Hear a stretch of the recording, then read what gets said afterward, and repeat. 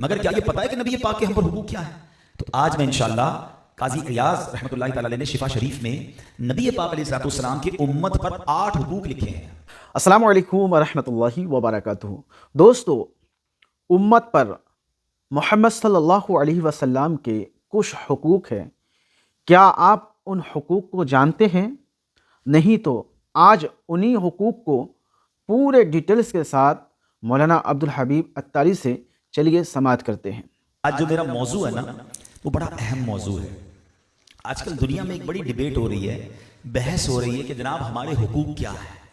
ठीक है, हम बात करते हैं, पाकिस्तानी हैं तो हमारे शहरियों के हुकूक क्या है, औरतों के हुकूक क्या है, बच्चों के हुकूक क्या है। ठीक है, हर कोई अपने हुकूक पर बात कर रहा है। मगर क्या आप ये जानते हैं कि उम्मती होने की हैसियत से हमारे आका अलैहिस्सलाम के हम पर हुकूक क्या है? क्या हमें मालूम है? हाँ, उलमा ने इसको तहरीर किया किताबों में। द राइट्स ऑफ रसूलुल्लाह सल्लल्लाहु अलैहि वसल्लम अपॉन हिज उम्मा। उम्मत पर नबी पाक के क्या हुकूक हैं, हमें तो पता ही नहीं। हमें अपने हुकूक की फिक्र लगी हुई है। जिस आका अलैहिस्सलाम का कलमा पड़ा है, जिनके उम्मती हैं, और उम्मती होने पर फख्र भी होना चाहिए। मेरी खुशकिस्मती मैं तेरा उम्मती है, इतनी बड़ी नेमत हमें मिली है। मगर क्या ये पता है कि नबी पाक के हम पर हुकूक क्या है? तो आज मैं इंशाअल्लाह काजी इयाज रहमतुल्लाहि तआला ने शिफा शरीफ में नबी पाक अलैहिस्सलाम के उम्मत पर 8 हुकूक लिखे हैं कि ये 8 हुकूक हैं जनाब रसूलुल्लाह अलैहिस्सलाम पर, उम्मत पर। अब ए उम्मतियों की हमें हुकूक, पहले तो हुकूक पता होने चाहिए ना, फिर अमल करेंगे कि हम उसको पूरा करते भी हैं कि नहीं। तो आज ये 8 हुकूक आपने सुनने हैं, तवज्जो देंगे तो आप सुन पाएंगे। और कोशिश करूंगा कि हर हक पर ज्यादा बात तो नहीं कर सकूंगा वरना बयान बहुत लंबा हो जाएगा, मगर मुख्तसरन एक समरी आपको बयान कर दूं कि ये हम पर हक है नबी पाक अलैहिस्सलाम का। आका कितना हमारा ख्याल रखते थे पता है ना, हैं? रातों को उठ उठ कर रोया करते थे, रातें जाग जाग कर हमारे लिए दुआएं किया करते थे। बल्कि जब दुनिया में तशरीफ लाए ना, तो पता है प्यारे आका ने उस वक्त क्या कहा था? उस वक्त भी अपनी उम्मत को याद किया था। सलातो सलाम में शेर पढ़ते हो ना, रब्बे हबली उम्मती कहते हुए पैदा हुए, हक ने फरमाया कि बख्शा अस्सलातु वस्सलाम। रातों को हमें याद करते रहे, मेराज की शब हमें ना भूले। बल्कि सहाबा फरमाते जब नबी पाक को कब्र अनवर में उतारा जा रहा था ना, उस वक्त भी प्यारे आका के लबहाए मुबारका को जुम्बिश हो रही थी, और मेरे आका उस वक्त भी उम्मत को याद फरमा रहे थे। बल्कि सैयदी आला हजरत ने तो और कमाल की बात लिखी है, बड़ी गहरी बात है, जरा गौर से सुनना। आला हजरत फरमाते हैं कि नबी पाक आज भी अपनी उम्मत को अपनी कब्र में याद फरमा रहे हैं, उम्मती उम्मती पुकार रहे हैं। अच्छा, अब आला हजरत कहते हैं कभी कभी कान बजते हैं, आपको महसूस हुआ होगा, कभी कभी आप कहते हैं मुझे कोई आवाज़ आई है, अगला कहता है नहीं भाई कोई आवाज़ नहीं, आपके ऐसे कान बज रहे होंगे। सैयदी आला हजरत फरमाते हैं जब भी तुम्हें ऐसा महसूस होना कि तुम्हारे कानों में किसी की आवाज़ आई है, कान बजना जिसको कहते हैं, फौरन दुरूद पाक पढ़ लो, क्योंकि ये वही आवाज़ है जो नबी पाक की आवाज़ मुबारक तुम्हारी रूह से टकराई है। हाय हाय, मेरे आका आज भी उम्मत को याद फरमा रहे हैं। और उम्मती को मालूम है कि नबी पाक के क्या हुकूक हैं, हमें हुकूक ही मालूम नहीं है। हम तो उस पर अमल कब करेंगे? तो आज पहले गौर से सुनिए, हैं 8 हुकूक हैं। पहले मैं 8 हुकूक की लिस्ट बयान कर देता हूं, फिर इंशाल्लाह कुछ बातें एक एक हक पर हम करते हैं। आप फरमाते हैं, काजी इयाज ने लिखा, पहला हक रसूल पाक अलैहिस्सलाम का ईमान बिर रसूल। दूसरा हक इत्तिबाए सुन्नत रसूल। तीसरा हक इताअत रसूल। चौथा हक मुहब्बत रसूल। पांचवा हक ताज़ीम रसूल। छठा हक मदह रसूल। सातवां हक दुरूद शरीफ कसरत से पढ़ना। और 8वां हक है कि नबी पाक के रोज़े की ज़ियारत को जाना। हाँ, अब ये 8 हुकूक हैं, अब हम गौर करें कि हम इस पर कितना पूरा उतर रहे हैं। पहला हक वो क्या है? ईमान बिर रसूल। हम अल्लाह का बहुत शुक्र अदा करते हैं कि अल्लाह ने हमें मुसलमान बनाया है। यानी अल्लाह पर ईमान लाना, अल्लाह के हबीब अलैहिस्सलाम पर ईमान लाना, उनको अल्लाह का आखिरी नबी मानना, ये हमारे ईमान की जान। ईमान कंप्लीट ही नहीं हो सकता ना। अल्लाह अल्लाह करने वाले तो बहुत सारे मज़ाहिब हैं, अल्लाह को एक मानने वाले भी बहुत सारे मज़हब हैं, मगर जब तक नबी पाक अलैहिस्सलाम पर ईमान न लाया जाए, उन्हें अल्लाह का आखिरी नबी ना माना जाए, हैं, जब तक ईमान पूरा नहीं होता, कंप्लीट नहीं होता। आला हज़रत कहते हैं ना, अल्लाह की सरताब कदम शान है ये, इंसान ही इंसान, वो इंसान है ये। और कुरान तो ईमान बताता है इन्हें, ईमान ये कहता है मेरी जान है ये। अच्छा, लेकिन एक और बात, ईमान वाले तो हम हो गए, मगर कभी हमने सोचा कि ये ईमान जो है हमें किसी मुश्किल से मिला, बिन मांगे मिला, विदाउट एनी एफर्ट, बगैर किसी कोशिश के मिला। हम तो मुसलमान घराने में पैदा हो गए, कितनी बड़ी हम पर मेहरबानी हो गई। कभी सोचा हमने कि सहाबा इकराम कैसे ईमान लाए? मारा जाता था, तपती रेत पर लिटाया जाता था, जलते कोयलों पर लिटाया जाता था, मगर वो उस वक्त भी अल्लाह का नाम लेते थे, ईमान से फिरते नहीं थे। हमें तो किसी को नहीं मारा गया, ये कितना बड़ा अल्लाह का एहसान है। कभी सोचा आपने? मैंने और आपने अल्लाह से दुआ नहीं की थी अल्लाह मुसलमान पैदा कीजिए, मुसलमान घराने में पैदा कीजिए। भाई मैं और आप भी तो किसी और नबी के उम्मती बन सकते थे, या माद अल्लाह किसी गैर मुस्लिम खानदान में पैदा हो सकते थे।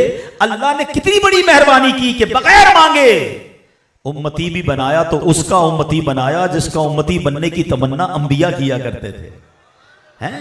सबसे आखिरी नबी का उम्मती बना दिया। ये कितना बड़ा एहसान है। तो इसकी कदर नहीं होनी चाहिए, इसका ख्याल नहीं होना चाहिए। पता है मेरे और आपके पास सबसे कीमती चीज क्या है? सबसे कीमती चीज जो एक मुसलमान के पास होती है वो उसका ईमान है। हमें हमारा कीमती मोबाइल हो तो उसकी फिक्र होती है, मोटरसाइकिल नहीं लें तो उसकी फिक्र होती है, गाड़ी खरीद ले तो उसकी टेंशन, सोना घर में है तो उसकी फिक्र, दुनिया के मालो दौलत की टेंशन होती है, हिफाजत की फिक्र होती है। हम में से कौन है जिसको ईमान की हिफाजत की फिक्र है? आपको पता है मेरे आका क्या दुआ फरमाया करते थे? अल्लाह के हबीब वो हैं जिनके सदके हमें ईमान मिला है, मगर आपकी दुआ हुआ करती, या मुकल्लिबल कुलूब सब्बित कल्बी अला दीनिका, ऐ दिलों को फेरने वाले मेरे दिल को अपने दीन पर साबित कदमी अता फरमा। हैं? कौन कह रहा है? अल्लाह के हबीब कह रहे हैं। क्यों? ये मेरी और आपकी तालीमात है कि अपने ईमान की फिक्र करो, अपनी दुआओं में ईमान की हिफाजत को शामिल करो। पीराने पीर शेख अब्दुल कादिर जीलानी जो वलियों के सरदार हैं, आप कहते हैं, लोग कह रहे हैं आज ईद का दिन है, ईद का दिन है। अब्दुल कादिर के लिए ईद का दिन वो होगा जब अपना ईमान सलामत लेकर कब्र में जाएगा। इतनी फिक्र वलियों के सरदार को। हम में से कौन है जो दुआ करता है कि या अल्लाह मेरा ईमान सलामत रहे, मेरा ईमान कहीं छिन ना जाए? कभी टेंशन हुई आपको? और आपको पता है इस वक्त बाकायदा साजिश हो रही है कि किसी तरह हमारा ईमान छीन लिया जाए। क्योंकि देखें शैतान का अल्टीमेट गोल क्या है, शैतान का सबसे बड़ा मकसद क्या है? शैतान ने जहन्नम में जाना है, उसे पता है। वो ये चाहता है कि जब मैं जहन्नम में अकेला क्यों जाऊं, मैं इन मुसलमानों का ईमान छीनकर इनको भी बेईमान करके अपने साथ जहन्नम में ले जाऊं। तो शैतान चैन से नहीं बैठता। अब क्या क्या कैसे कैसे ईमान जा सकता है? बाज लोग ये समझते हैं भाई मैं मुसलमान हूं, मुझे क्या टेंशन है, अब तो मैं मुसलमान ही मरूंगा। नहीं, ये वन वे ट्रैफिक नहीं है। जब गैर मुस्लिम मुसलमान हो सकता है तो मुसलमान भी दायरा इस्लाम से खारिज हो सकता है। उसको अपने ईमान को बचाना होगा। कुरान कहता है ना, या अय्युहल्लज़ीना आमनुत्तकुल्लाह हक्का तुकातिही वला तमूतुन्ना इल्ला व अंतुम मुस्लिमून। ऐ ईमान वालों, अल्लाह से डरो जैसा कि डरने का हक है, और मत मरना मगर मुसलमान, यानी ईमान सलामत लिए बगैर मत मर जाना। इसका मतलब क्या हुआ कि मुसलमान, ऐ ईमान वालों, अल्लाह ईमान वालों से बात फरमा रहा है ना कि ईमान वालों ईमान लेकर कब्र में जाना। तो अगर ऐसा होता कि हर ईमान वाला ईमान लेकर ही कब्र में जाएगा तो अल्लाह ये फरमाता ही ना कुरान में। ये फरमाना बता रहा है कि इसको बचाना है, इसको संभालना है, और मरते वक्त ईमान लेकर कब्र में जाना है।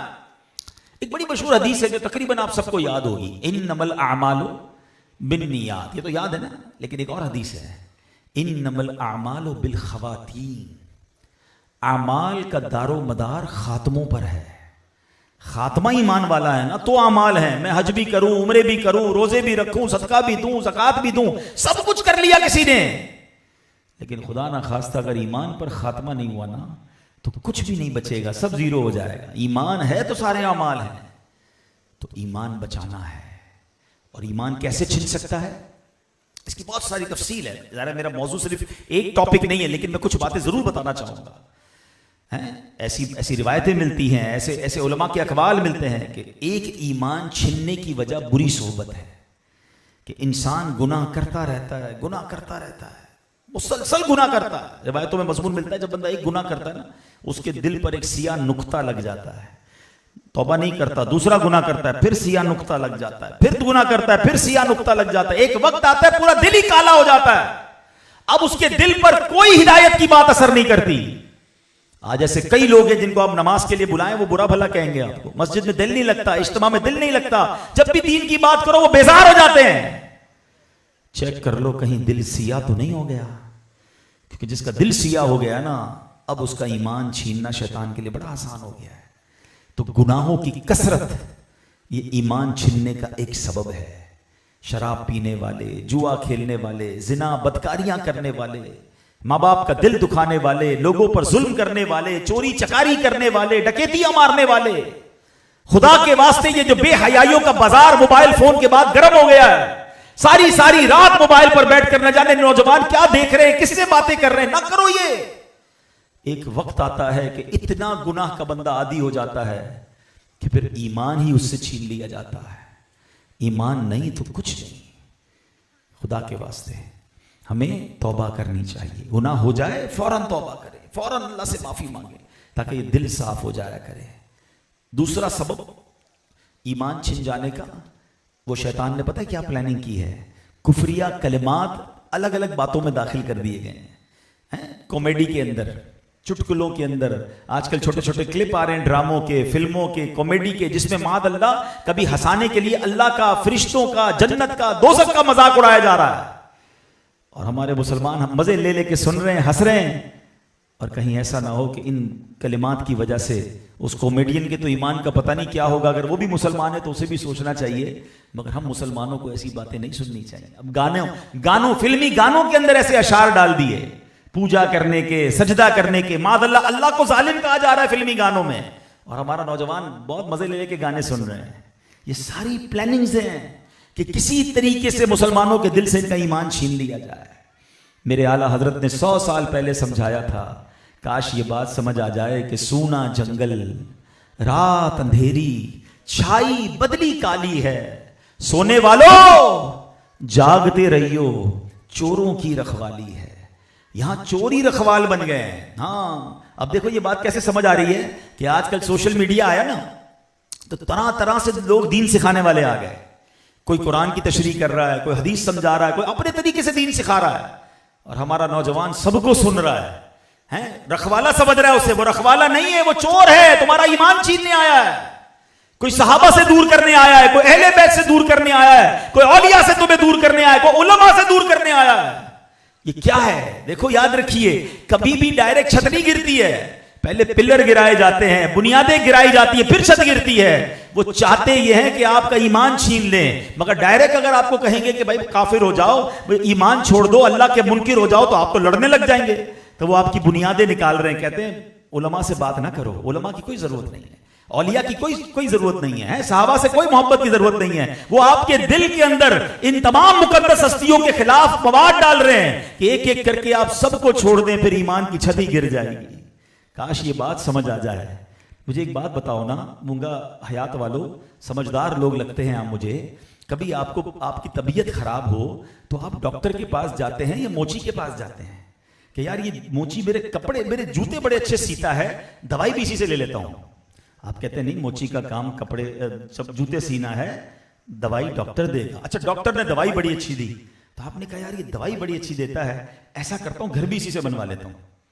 तो कोई कहेगा भाई वो डॉक्टर है, वो बिल्डर नहीं है। घर बनाना इंजीनियर का, बिल्डर का काम है। आप बिल्डर के पास जाते हैं, ठीक है, आप बिल्डर से घर बनाते हैं। जब बिल्डर आपका घर बहुत अच्छा बना देता है, तो अब आप उसको ये नहीं सोचते कि यार ये घर तो इसने बड़ा अच्छा बना दिया, अब मेरे कपड़े भी मैं इसी से सिलवा लेता हूं। कमरा अच्छा बनाया तो कपड़े भी सी देगा, कपड़ा टेलर सी के देगा। तो आपको ये अंदाजा है कि जिस काम को आपने करवाना है वो उसके एक्सपर्ट से करवाते हैं। मगर दीन इतना मजलूम हो गया कि जिसकी मर्जी दीन सिखाए, और हम सोशल मीडिया पे उसकी बातें सुनते रहे और सुन के कंफ्यूज भी होते रहे हैं। क्यों सुननी है? ये प्लानिंग है, खुदा के वास्ते समझिए। ये आपके ईमान को छीनने की प्लानिंग है। जब आप दुनिया का हर काम उस काम के एक्सपर्ट से सीखते हैं, तो फिर दीन किसी सही आलिम दीन से, आशिक रसूल मुफ्ती से क्यों नहीं सीखते कि नहीं जनाब ये अल्लाह रसूल की मोहब्बत करने वाला और सर्टिफाइड आलिम दीन है, इसने बाकायदा दीन सीखा है, मैं इससे दीन सीखूंगा। हमें तो बात भी उसकी सुननी है जिसकी जबान से अल्लाह रसूल की मोहब्बत छलकती हो, अहले बैत अतहार का प्यार छलकता हो, सहाबा की गुलामी छलकती हो, औलिया की मोहब्बत हमें मिलती हो। हमें उसका दामन थामना है। नहीं नहीं, हमें वो नहीं चाहिए जिसकी जबान में बेअदबी हो, जो सहाबा और अहले बैत और औलिया के बारे में गुस्ताखी करता हो। मगर हम कहते हैं जनाब बात तो बड़ी अच्छी कर रहा है, बात तो कुरान की कर रहा है। नहीं मेरे प्यारे इस्लामी भाइयों, ईमान बिर रसूल ये हक है नबी पाक का उम्मत पर कि हम ईमान पर साबित कदम रहें और ईमान के डाकुओं से बचते रहें। तो आज हम सब ने ये समझना होगा कि अगर अपने ईमान की हिफाजत करनी है, अच्छी सोहबत में रहना है, उलमा की सोहबत में रहना है, उलमाए हक की सोहबत में रहना है। आज के इस पुरफितन दौर में अल्लाह सलामत रखे दावत इस्लामी को। ये ऐसा साहिबान है कि अगर इस साहिबान के अंदर हम रहते हैं तो हमें लगता है कि जनाब ईमान भी महफूज है, अकीदा भी महफूज है। अपने बच्चों को भी इस माहौल में रखो क्योंकि हर तरफ अंधेरा नजर आ रहा है। कहीं से कोई सहाबा की बात करता है, अहले बैत की, उसके अंदर दुश्मनी की बू नजर आती है। कोई अहले बैत की बात करता है तो लगता है जनाब इसके अंदर सहाबा के खिलाफ उसके जहन में बातें हैं। नहीं मेरे प्यारे इस्लामी भाइयों, ये सहाबा और अहले बैत ये दोनों हमारी आंखें हैं, ये हमारी आंखों का नूर है। अरे अहले सुन्नत कितना प्यारा तुम्हें अकीदा अल्लाह करीम ने अता फरमाया है। आला हज़रत कहते हैं ना, अहले सुन्नत का है बेड़ा पार, असहाबे हुजूर नज्म है और नाव है इतरत रसूलुल्लाह की। अरे हमारे तारे भी बड़े प्यारे हैं, हमारी कश्ती भी बड़ी प्यारी है।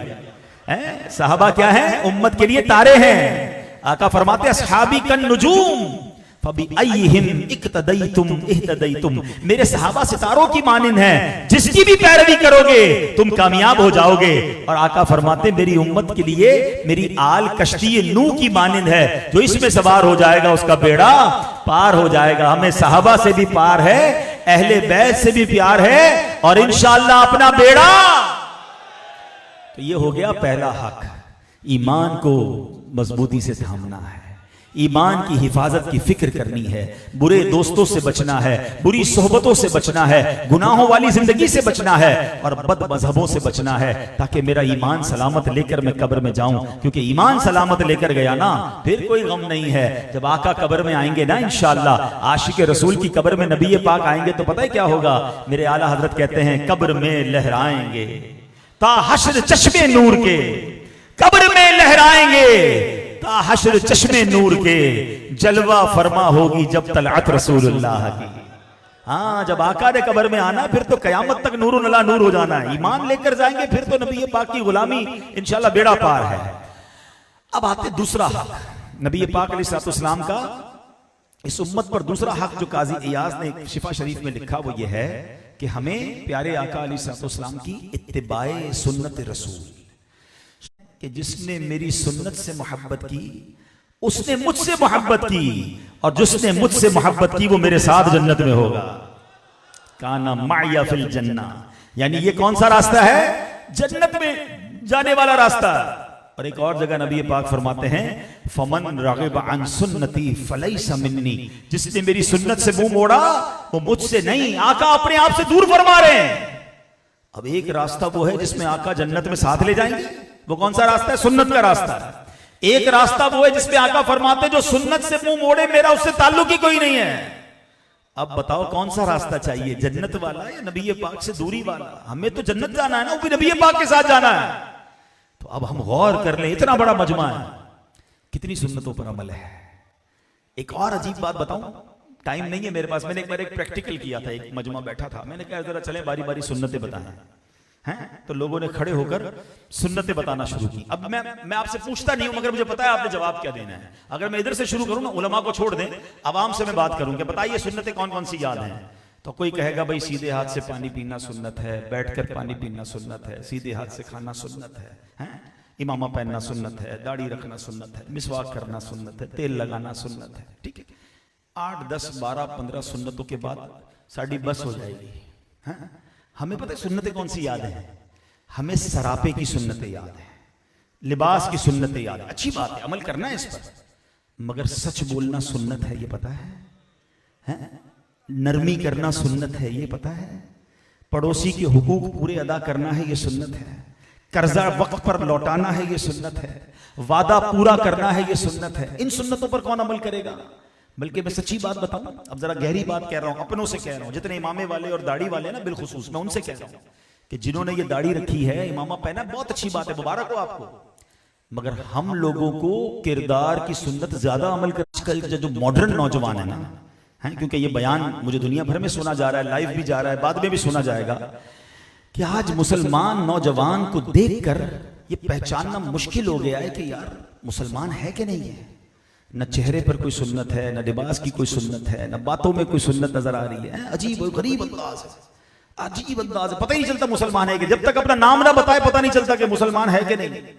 अब ये कैसा उम्मती है जिसको तारुफ करवाना पड़ता है कि मैं मुसलमान हूं। नाम बताता है, मेरा नाम मोहम्मद खालिद है, अच्छा अच्छा अस्सलाम वालेकुम, क्योंकि नाम से पता चला मुसलमान है, बाकी किसी चीज से मुसलमान नहीं नजर आ रहा। न बातों में सुभान अल्लाह है, माशा अल्लाह है, अस्सलाम वालेकुम, कुछ भी नहीं है, न कारोबार में है, न घर में है, न अपने सरापे में है।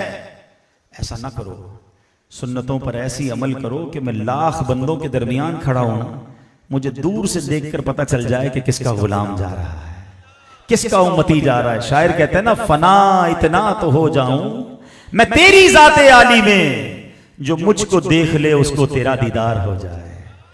अच्छा, अब तीसरा हक क्या है? मैं थोड़ा सा तेज चलता हूं। नबी पाक अलैहिस्सलाम के हुकूक जो बयान हुए, उनमें से काजी इयाज लिखते हैं कि तीसरा हक है इताअत रसूल। आका जो फरमाए उस पर अमल करना है, फॉलो करना है, आपकी कमांडमेंट्स, आपके ऑर्डर्स, नबी पाक ने जिस चीज से रोका रुक जाए, जिसका हुक्म दिया वो काम करे।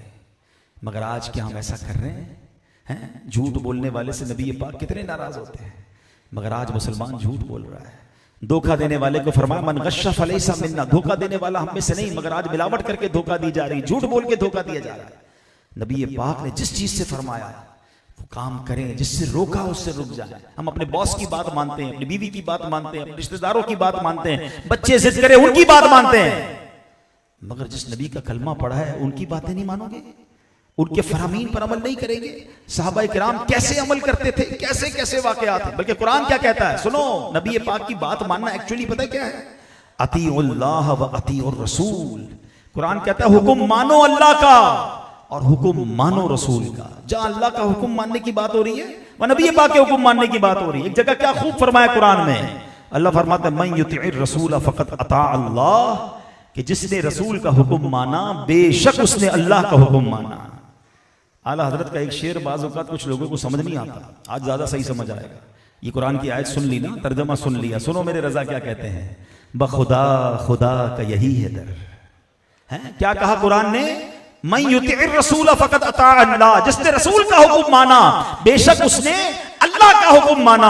आला हजरत कहते हैं बखुदा खुदा का यही है दर, नहीं और कोई मफर मकर जो वहां से हो यहीं आके हो, जो यहां नहीं वो वहां नहीं। अरे अल्लाह के हबीब राजी नहीं है तो फिर रब भी राजी ना होगा, और अगर ये राजी हो गए तो इंशाअल्लाह रब भी राजी हो जाएगा। तो हमने नबी पाक का हुक्म मानना है। फिर अगला हक बताया काजी इयाज ने, मोहब्बत रसूल। हाँ, नबी पाक से मोहब्बत। अच्छा, नारा तो हम सबका है, अभी मैं नारा लगाऊंगा, आप सब बड़ा अच्छा जवाब देंगे। गुलामी रसूल में ना हो जो इश्क मुस्तफा तो जिंदगी फजूल है। बड़ा प्यारा नारा, और होना भी यही चाहिए कि मौत भी कबूल है। मगर क्या वाकई अगर ये नारा सच्चा है तो जो कहता है मुझे गुलामी रसूल में मौत भी कबूल है, उसे नमाज कबूल क्यों नहीं है? नमाज उसकी कज़ा हो जाती है, कहता है मौत भी कबूल है। आका फरमाते नमाज मेरी आंखों की ठंडक है। मगर ये मोहब्बत रसूल का दावा करने वाला फजर में सोया होता है। आज जुम्मा पढ़ा होगा आपने, माशाल्लाह। मुझे अल्लामा साहब भी बता रहे थे कि यहाँ बोंगा हयात की मस्जिद में तकरीबन 3000 नमाजी होते हैं। बड़ी बात है। मगर जुम्मे के बाद असर की नमाज भी तो हुई होगी ना, है? उसमें कितने नमाजी थे? मगरिब में, इशा में, फिर फजर में। तो क्या सिर्फ जुम्मा फर्ज है हम पर? ना करें ऐसा। आज इज्तिमा में आए हैं, पक्की सच्ची नीयत कर जाओ कि आज के बाद हमारी कोई नमाज कज़ा नहीं होगी। तो मोहब्बत रसूल ये हक है नबी पाक का। अच्छा, मोहब्बत तो हम सबको है, अगर मोहब्बत नहीं तो ईमान ही नहीं है। लेकिन कितनी होनी चाहिए, पैरामीटर क्या है? हाँ, ये बड़ी अहम बात है। मोहब्बत तो हर मुसलमान के दिल में नबी है, तो ये तो सवाल ही पैदा नहीं होता ना कि मुसलमान भी है और नबी पाक से मादअल्लाह मोहब्बत नहीं। मोहब्बत नहीं तो फिर वो मुसलमान ही नहीं है। मगर लेवल ऑफ लव, मोहब्बत का कितनी मोहब्बत होनी चाहिए। हाँ, ये भी नबी पाक ने बयान फरमाया। फरमाते ला युमिनु अहदुकुम हत्ता अकूना अहब्बा इलैहि मिन वालिदिही व वलदिही वन नासी अजमईन। आका फरमाते तुम में से उस वक्त तक कोई कामिल मोमिन नहीं हो सकता जब तक मैं उसके नजदीक, उसके माँ बाप से, घर बार से, तमाम लोगों से ज्यादा महबूब ना हो जाऊं। अब बताइए कि हमारी नबी पाक से मोहब्बत कितनी है? क्या घर बार से, बीवी बच्चों से, माल से ज्यादा है या कम है? ये समझना है। आज अभी मोहब्बत है, मगर जब हमारे साथ कोई मामला हो, कारोबार में कोई डील आ जाए, पैसे ज्यादा हो, थोड़ा झूठ बोलना है, तो बंदा कहता है चलो यार, सारा मोहल्ला ही, सारी मार्केट झूठ बोल रही है, मैं भी थोड़े झूठ बोल के डंडी मार के पैसे कमा लूं। फिर किधर गई तुम्हारी मोहब्बत? मोहब्बत तो ये थी कि चाहे माल बढ़कर आता, मनसब बढ़कर आता है, हम ठुकरा देते। आला हजरत ने कहा था ना, मैं गदा हूं अपने करीम का, मेरा दीन पाराए ना नहीं, मेरा दीन रोटी का टुकड़ा नहीं है कि मैं थोड़े पैसों के लिए दीन बेच दूं। आज नेक नमाजी सुन्नतों के पाबंद बंदे को भी कभी कभी हम देखते हैं, उसके घर में जब शादी होती है ना, तो अजीब तमाशा है, ढोल तमाशे, नाच गाने हैं। बंदा कहे यार आपको क्या हो गया, आप तो नमाजी आदमी थे। तो कहते हैं यार क्या करूं, बच्चों की खुशी के लिए करना पड़ता है। किधर गया तुम्हारा इश्क रसूल? मोहब्बत रसूल तो कितनी होनी थी, घर बार से भी ज्यादा थी। बच्चों को खुश करने के लिए क्या हम अल्लाह और उसके हबीब को नाराज करेंगे?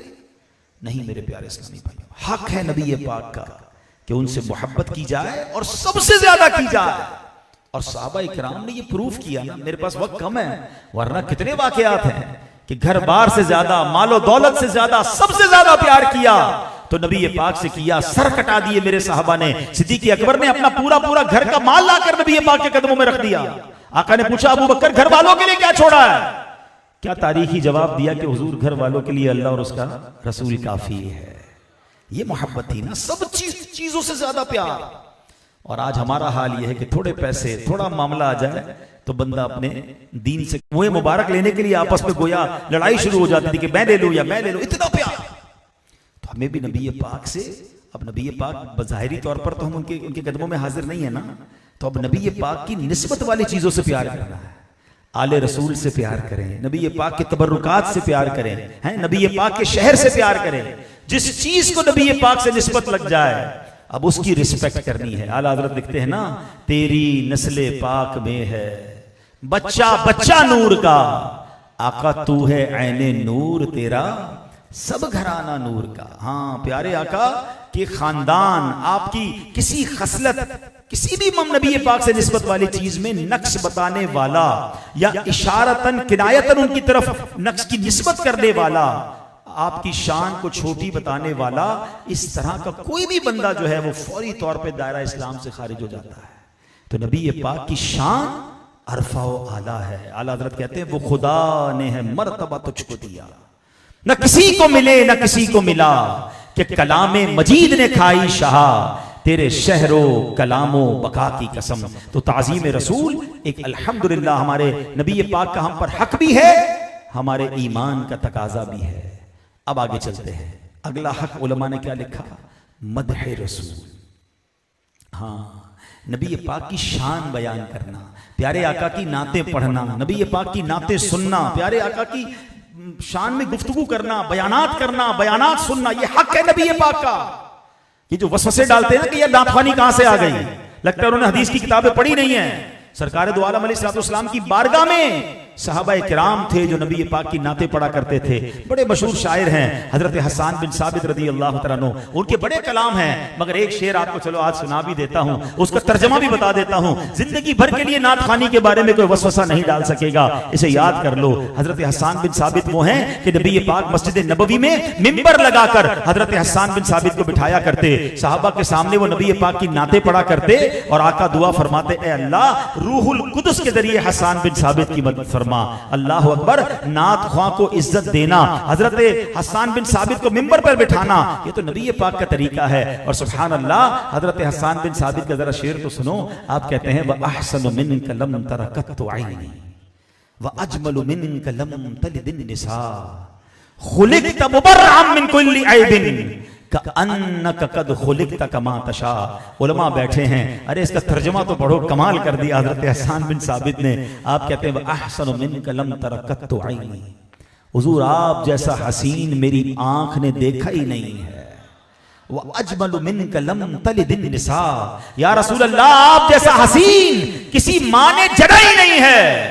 अरे जरा रुक जाओ रुक जाओ, ये दो लाइनें पढ़ी ना हजरत हसन बिन साबित की हैं। हजरत हसन बिन साबित नबी पाक के सामने ये अशार पढ़ रहे हैं। और अगर आज उर्दू में कोई शायर ये कहे कि आका जैसे मेरे सरकार हैं ऐसा नहीं कोई, अरे ये तो हजरत हसन बिन साबित की शायरी का तर्जुमा लग रहा है। बल्कि सुभान अल्लाह, बरेली के ताजदार क्या लिखते हैं, अगली लाइन क्या कही हजरत हसन बिन साबित ने, खुलिक़्त मुबर्रअम मिन कुल्लि ऐबिन, या रसूल अल्लाह अल्लाह ने आपको सारे ऐबों से पाक पैदा फरमाया है। अरे यही बात तो आला हजरत लिख रहे हैं कि वो कमाल हुस्न हुजूर है कि गुमान नक्श जहां नहीं, यही फूल खार से दूर है, यही शम्मा है कि धुआं नहीं। तो सुभान अल्लाह, नबी पाक को रब ने तमाम ऐबों से पाक पैदा फरमाया।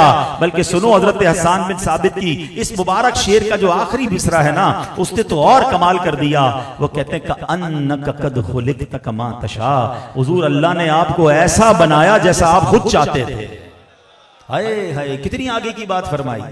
मेरे रजा यही तो कहते हैं ना, खुदा की रिजा चाहते हैं दो आलम, खुदा की रिजा चाहते हैं दो आलम, और खुदा चाहता है रिज़ाए मोहम्मद सल्लल्लाहु अलैहि वसल्लम। तो पता चला कि नात खानी करना ये सहाबा का तरीका चला आ रहा है। बड़े बड़े उलमा ने नाते लिखी, बड़े बड़े शुअरा ने नाते लिखी और झूम कर लिखी। सदियों पुराने बुजुर्ग हैं, मौलाना जामी रहमतुल्लाह ताला अलैह, फारसी में कलाम लिखा, पूरी दुनिया में पढ़ा जाता है। कहते हैं तनम फरसूद जां पारा जे हिजरा या रसूल अल्लाह, दिलम पज़मुर्द आवारा जे इसिया या रसूल अल्लाह। अरे जरा गौर तो करो, सदियों पुराने बुजुर्ग हैं, हर शेर में या रसूल अल्लाह लिख रहे हैं। तो या रसूल अल्लाह कहना, नाते पढ़ना, ये वलियों का तरीका, ये सहाबा का तरीका, और इंशाअल्लाह ये आशिकाने रसूल के नसीबों में है। नात खानी मौत भी हमसे छुड़ा सकती नहीं, कब्र में भी मुस्तफा के गीत गाते जाएंगे। हाँ, नात खानी में जो गलत चीजें आ गई हैं, उलमा इसकी निशानदेही कर रहे हैं और बिल्कुल ठीक है। नात खानी भी उसके तकाजों के मुताबिक अदब के साथ प्यारे आका की शान और शौकत को शरीयत के तकाजे में बयान करना है। मैं मशवरा भी दूंगा कि उलमा, जिन्होंने उलमा के कलाम लिखे, आला हजरत के कलाम हैं, खानवादा आला हजरत के कलाम हैं, और जितने उलमा अहले सुन्नत के जो कलाम हैं वो पढ़ा करें। तो क्या उन अशार में शरीयत के उन तकाजों को मलहूज रखा जाता है, और जो अदब और शौक वाला अंदाज है उस अंदाज से नात खानी जरूर करते रहना चाहिए। और उलमाए किराम भी माशाअल्लाह नसर के अंदर भी नबी पाक की शान बयान करते हैं। तो हक क्या है नबी पाक का कि उनकी तारीफ की जाए, उनका जिक्र किया जाए, और दुनिया का दस्तूर है। आप अब कभी किसी को चेक करना हो ना, आपको पता चल जाएगा जब आप किसी दोस्त से मिलेंगे ना कि इसको प्यार किससे सबसे ज्यादा है। एक बंदा आपको मिलेगा जो हर थोड़ी देर बाद अपने बच्चे का जिक्र करेगा, कोई होता है जो बार बार अपने वालिद का जिक्र करता है, कोई होता है जो बार बार अपने किसी दोस्त का जिक्र करता है। पता चल जाता है यार इसको उससे बड़ा प्यार है। हर 5, 10, 15 मिनट बाद ना ये घुमा फिरा के उस बंदे की बात जरूर ले आता है। होना पता है क्या चाहिए, मैं हर थोड़ी देर बाद अपने नबी की बात करूं, हर थोड़ी देर बाद में अपने आका का जिक्र करूं, मेरा दिल, मेरी रूह जो है वो नबी पाक को याद करती रहे, बस प्यारे आका के कहते हैं तसव्वुर में जिंदगी गुजरती रहे। पता चले कि नबी पाक से दिलो जान से मोहब्बत करता है, जब बैठता है प्यारे आका का जिक्र करता है। अल्लाह मुझे ऐसी मदह सराय की तौफीक नसीब फरमा दे। रहे उनके जलवे बसे उनके जलवे, रहे उनके जलवे बसे उनके जलवे, मेरा दिल बने यादगारे मदीना। 7वां हक क्या लिखा काजी इयाज ने कि दुरूद शरीफ पढ़ा जाए। हाँ याद रखिए, ये हक है नबी पाक का। मैंने बयान के शुरू में भी दुरूद पाक पर काफी बात की है, गौर कीजिए। पूरा पूरा दिन गुजर जाता है दुरूद नहीं पढ़ते। हदीस पाक में आता है जो दुरूद पाक पढ़ना भूल गया वो जन्नत का रास्ता भूल गया। तो दुरूद पाक अपने मामूलात में शामिल कीजिए, तस्बीह रखा करें जेब में, रोज का कोई आदत बनाएं कि मैंने 313 बार कम से कम दुरूद पाक पढ़ना है, 500 बार पढ़ना है, अल्लाह तौफीक दे तो 1000 बार पढ़ना है। आपको पता है रोजाना 1000 बार दुरूद पाक पढ़ने की फजीलत क्या है? हदीस पाक में आता है जो रोजाना 1000 बार दुरूद पाक पढ़े, खुलासा अर्ज कर रहा हूं हदीस का, वो मरेगा नहीं जब तक जन्नत में अपना घर ना देख ले। कितनी देर लगती है 1000 बार दुरूद पाक में यार? वॉक करते हैं, गाड़ी में जाते हैं, ट्रेवल करते हैं, तस्बीह निकालें, पढ़ना शुरू कर दें। अल्लाह करे कि हमारी ज़बान ज़िक्र और दुरूद से तर हो जाए। और 8वां हक क्या है, आखिरी हक, सुभान अल्लाह, कि प्यारे आका के रोज़े की ज़ियारत हो जाए। मदीने जाए, कब्र अनवर की जियारत को जाए, ये हक है नबी पाक का उम्मती पर। मगर आज कुछ लोग तो वाकई मदीने को बड़ा याद करते हैं, मगर बड़ी तादाद वो है कि जनाब उनको फिक्र ही नहीं है। दुनिया देखी मदीना नहीं देखा। कर चल तुझको मदीने में सरकार बुलाते हैं। अरे मदीने ना जाएं तो कहां जाएं? सुनो मेरे आका क्या फरमाते हैं। आका फरमाते मन ज़ारनी बाद मौती फकअन्नमा ज़ारनी फी हयाती। जिसने मेरी वफात के बाद मेरी जियारत की, यानी मेरे रोजे की जियारत की, वो ऐसा है जैसे उसने मेरी हयाती में मेरी जियारत की। आका फरमाते वमन माता बि अहदिल हरमैनी बुइसा मिनल आमिनीन यौमल क़ियामा। इन दो हरम में से यानी मक्के मदीने में अगर किसी का इंतकाल हो गया, कयामत के दिन वो अमन वालों में उठाया जाएगा। मदीने बुला भी नबी पाक रहे हैं, और फिर आका पता है क्या फरमाते, इधर ही रुक जाओ, मदीना छोड़ के ना जाओ, बल्कि हो सके तो इधर ही मर जाओ। हदीस पाक में फरमाते तुम में से जिससे हो सके मदीने में मरे, कि जो मदीने में मरेगा मैं उसकी शफाअत करूंगा। हाय हाय कैसा शहर है, जहां जाओ तो शफाअत का वादा है, मर जाओ तो फिर शफाअत का वादा है। तैबा में मर के ठंडे चले जाओ आंखें बंद, तैबा में मर के ठंडे चले जाओ आंखें बंद। सीधी सड़क ये शहर शफाअत नगर की है। ऐ मेरे प्यारे इस्लामी भाइयों, अगर किसी का मदीना देखने को दिल नहीं चाहता ना, ये जिक्र मदीना पर दिल बेकरार नहीं होता, उसको अपने दिल का इलाज कराना चाहिए, उसको अपनी आंखों का इलाज कराना चाहिए। खुदा की कसम मदीना वो है, आप दुनिया में कोई भी खूबसूरत से खूबसूरत मकाम एक दो बार देख लेना। मिसाल के तौर पे पाकिस्तान में लोग मरी जाते हैं, स्वाद जाते हैं, यूरोप जाते हैं, बंदा कहता है यार मैंने 2 बार देख लिया, अब कहीं और चलो यार। हैं एक शहर 2 बार देख लिया, अब कितनी बार देखना है, दिल भर जाता है। मदीना वो है 1000 बार देखो दिल नहीं भरता है।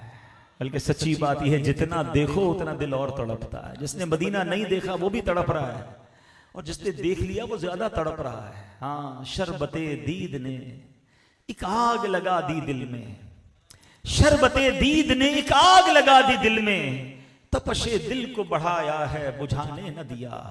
अब कहां जाएगा नक्शा तेरा मेरे दिल से, तय में रखा है इसे दिल ने गुमाने न दिया। मदीना मदीना है, खुदा की कसम जैसा सुकून मदीने में है, जैसी राहत मदीने में है, और क्यों ना हो आका मदीने में है ना, सारे नबियों का सरवर मदीने में है, सब रसूलों का अफसर मदीने में है, करके हिजरत यहां आ गए मुस्तफा, रोशनी आज घर घर मदीने में है। जानते हो मदीना है क्यों दिल पसंद?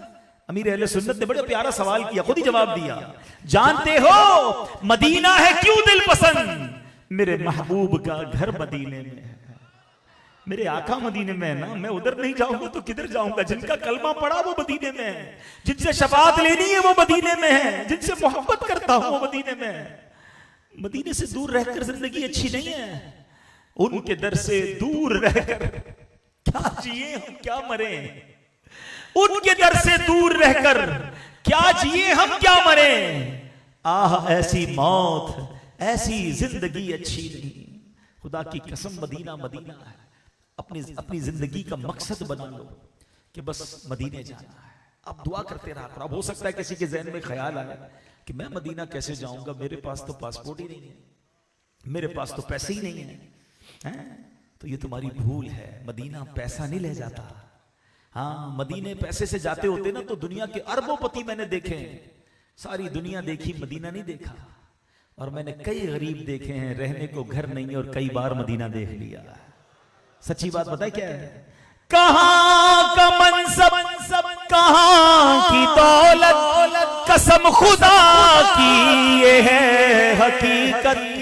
कहां का मनसब कहां की दौलत, कसम खुदा की ये है हकीकत।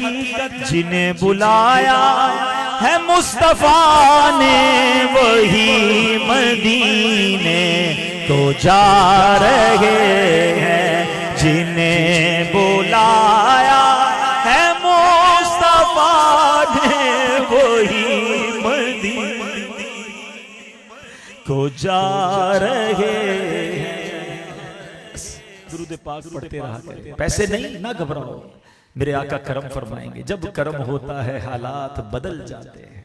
हाँ जब बुलाया आका ने खुद ही इंतजाम हो गए। कई लोगों के इंतजाम होते देखे, ये मत सोचो पैसे नहीं, तड़प दिल में होनी चाहिए। दुआओं में मदीना मांगो, तसव्वुर में मदीना रहे, बस रोज रात को कभी कभी ऐसा भी होना कि कोई नात शरीफ सुनते सुनते आंखों में आंसू आए और रोते रोते ही सो जाऊं, मैं सो जाऊं या मुस्तफ़ा कहते कहते, खुले आंख सल्ले अला कहते कहते। कईयों को ख्वाब में मदीने की जियारत हो जाती है, कईयों को वैसे मदीने बुलाया जाता है। तो है मेरे प्यारे इस्लामी भाइयों, उलमा कहते हैं कुछ लोगों को फैज़े बिलाली मिलता है, कुछ लोगों को फैज़े उवैसी मिलता है। हजरत बिलाल को साथ रख के नवाजा है, वैसे करनी को नबी पाक ने दूर से नवाजा है। मदीने नहीं जा रहे और दिल में तड़प है ना, तो इंशाअल्लाह नबी पाक यहां भी नवाजेंगे। वो आका सबके आका है ना, वो तो सबके आका है, तो बस तड़प होनी चाहिए। पास वाले ये राज क्या जाने, दूर से भी सलाम होते हैं। तो अल्लाह बस शौक़े मदीना अता फरमाए, ये तड़प रखो और मदीने की तमन्ना दिल में रखो। ये हक भी है नबी पाक का कि उम्मती उनके रोजे पे जाए, और जिनके पास अल्लाह ने सहूलत दी है ना, बार बार मदीने जाया करो। अच्छा, कुछ लोग बहाने बनाते हैं, बस ये जरा काम हो जाए, कारोबार सेट हो जाए, बच्ची की शादी हो जाए, ये फसल कट जाए, ये वाला मसला हल हो जाए, फिर जाऊंगा मदीने। मदीने न जाने के बहाने मत बनाया करो। सच बताऊं, मदीने जाने के बहाने बनाया करो कि यार किसी बहाने से मदीने चला जाओ, बस कुछ मामला है अभी मदीने चले। आप परेशान हो ना, आप मुश्किल में हो, मैं आपको सही बताता हूं, ये मत सोचो मसला हल हो जाएगा फिर मदीने जाऊंगा। अरे मसला अटका हुआ है, जल्दी मदीने जाओ, मसले हल ही वहीं से होते हैं। मेरे पीरो मुर्शिद लिखते हैं, मिटते हैं जहां भर के आलाम मदीने में, बिगड़े हुए बनते हैं सब काम मदीने में। अरे मदीने जाओ, सारी दुनिया को वहां से खैरात मिल रही है, इंशाल्लाह आपकी भी बिगड़ी बन जाएगी। अल्लाह करे कि बस ये शौक जिंदगी का सबसे बड़ा शौक बन जाए। तो है मेरे प्यारे इस्लामी भाइयों, मैंने बहुत मुख्तसर वक्त चूंकि थोड़ा था, 8 हुकूक बयान किए हैं, इसे याद भी रखना है, इस पर अमल भी करना है, ताकि कयामत के दिन नबी पाक की बारगाह में हाजिर हों तो मेरे आका अपने दामन में छुपा ले, अपनी शफाअत से बहरा मत फरमाए। ऐसा ना हो कि जिंदगी नबी पाक के तरीके से ऐसी दूर रह के गुजारे के प्यारे आका नाराज हो जाए। उन्हें नाराज मत होने देना, वो राजी हो गए तो रब भी राजी हो जाएगा, शफाअत भी मिल जाएगी। तो अल्लाह करीम हमें नबी पाक की इताअत वाली जिंदगी गुजारने की तौफीक अता फरमाए। आज के इस पुरफितन दौर में खुदा की कसम, ये दावत इस्लामी बहुत बड़ी नेमत है। कभी देखा था हमने नौजवान मदीने की याद में रोएंगे? कोई लंदन, कोई पेरिस, कोई कहाँ के ख्वाब देखता है। ये कमाल की तहरीक दावत इस्लामी जो आज के इस नौजवान को मदीने की याद में रुलाती है, इश्क रसूल में रुलाती है। सो दोस्तों, आपने बयान को सुना, अपना राय कमेंट बॉक्स में ज़रूर दीजिएगा। और हाँ दोस्तों, उन हुकूक को याद कर लीजिए और उनमें से कितने हुकूक पर आप अमल पैरा है और उनमें से कितने हुकूक अब तक आपने अदा किए, वो भी कमेंट बॉक्स में ज़रूर लिखिएगा। दोस्तों, उनमें से पहला हक ईमान बिर रसूल, दूसरा हक इत्तिबाए सुन्नत रसूल, तीसरा हक इताअत रसूल, चौथा मोहब्बत रसूल, पाँचवा ताज़ीम रसूल, छठा मदह रसूल, सातवां नबी सल्लल्लाहु अलैहि वसल्लम पर कसरत से दुरूद शरीफ पढ़ना, आठवां हुजूर सल्लल्लाहु अलैहि वसल्लम के रोज़े की ज़ियारत को जाना। सो दोस्तों, इस वीडियो को ज़्यादा से ज़्यादा शेयर करें, लाइक करें और अगर चैनल पर नए हैं तो सब्सक्राइब भी करें। मिलते हैं किसी और वीडियो में, तब तक अपना ख्याल रखें। खुदा हाफिज़। अस्सलामु अलैकुम व रहमतुल्लाह।